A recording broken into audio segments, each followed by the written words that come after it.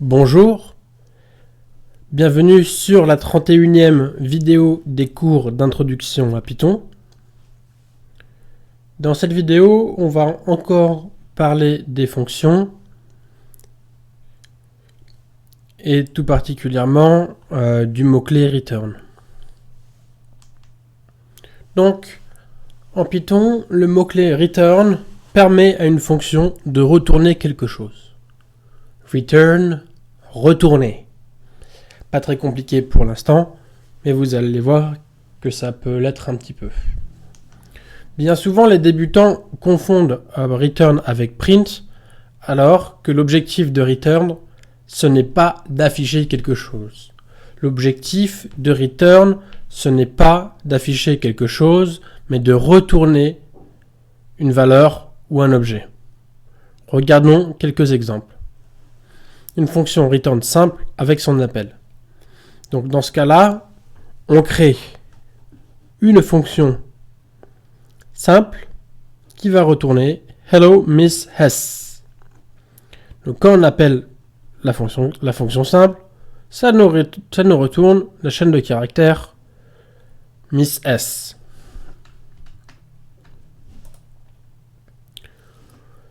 Donc l'intérêt de return, c'est de pouvoir renvoyer et stocker l'objet de la fonction. Dans ce cas-là, dans le même cas, on va assigner la fonction à une variable.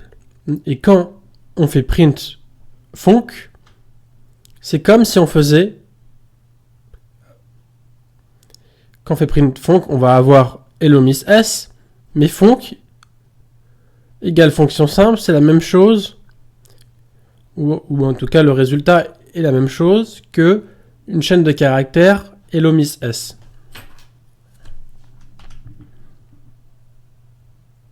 Donc si on fait la même chose,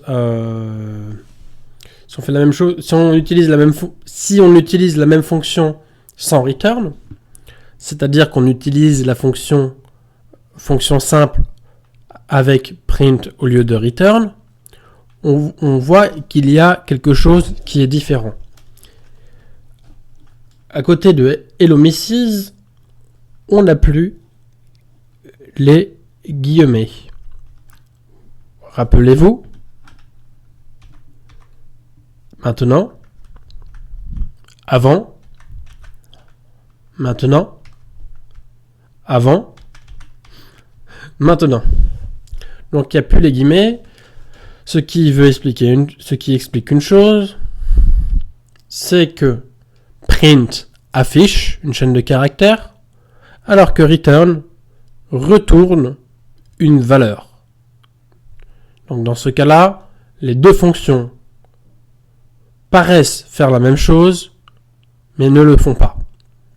Print affiche une chaîne de caractères, alors que return retourne une chaîne de caractères qui aura pour objectif d'être utilisée plus tard. Donc return retourne une valeur, print affiche une valeur. Donc test avec print et sans return. Donc on reprend l'exemple func égale fonction simple. Donc là quand on fait print func, on affiche hello misses et derrière func égale none, parce que l'assignation de la fonction égale none. Comme print affiche seulement quelque chose mais ne retourne rien à la fonction, quand il y a une assignation, la variable func ne reçoit aucune valeur. Exemple similaire, salutation prénom. Donc là, on crée une fonction salutation prénom avec un argument prénom et on va créer une variable qui va assigner la fonction salutation prénom avec la chaîne de caractères polo comme argument prénom. Et quand on fait print salut, on va avoir hello, Polo, comment vas-tu? Donc salut va être la même chose que la valeur formatée hello Polo. Voilà, hello, prénom qui va être changé par Polo. Donc dans ce cas-là, on a créé une template qui va nous permettre de dire bonjour à toutes les personnes que l'on souhaiterait voir ou toutes les personnes que l'on voudrait relancer. Le même test avec print. Donc là, on a la même structure, mais on voit très bien que qu'on ne peut pas afficher un print dans un print et que là, salut renvoie non et non, comment vas-tu? Ça le fait pas beaucoup. Voilà. Donc, maintenant que l'on a vu la fonction return, on va s'essayer sur quelques exercices. Le premier exercice, avec deux fonctions séparées, une addition, une soustraction, calculer le résultat de la multiplication des valeurs retournées, nombre et argument au choix. Donc voilà la correction de l'exercice 1. Donc là, on crée une fonction addition, nombre 1 et nombre 2 avec un argument déjà prédéfini dans la fonction, un argument par défaut donc.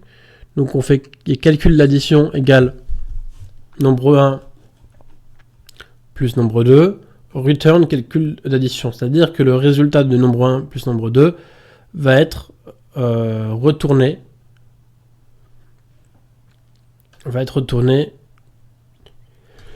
par la fonction. Même chose pour la soustraction, calcul soustraction va être retourné par la fonction. Mais quand on fait print addition ou print soustraction, ça s'affiche normalement. Donc l'intérêt de stocker des valeurs avec return, c'est de pouvoir les réutiliser. Donc dans ce cas-là, quand on fait addition 5, on va avoir 15 qui va être stocké dans res addition. Quand on fait soustraction 5, on va stocker moins 5 dans res soustraction. Et quand on fait une multiplication, on va donc multiplier 15 par moins 5, ce qui donnera moins 75. Donc si on aurait fait print, on n'aurait pas pu stocker ces valeurs-là, ce qui aurait été dommageable, parce que le calcul par 0, c'est pas possible. Hop. Est-ce qu'on avait un MMORPG à faire? Ok. Ah oui, dans l'exemple, on avait fait un exemple sur les MMORPG. En tout cas, il y avait un exercice à faire sur la création d'un MMORPG. Et dans ce cas-là, on peut voir la correction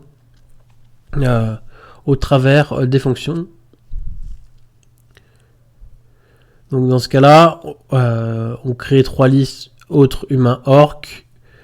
On va créer une fonction de vérification.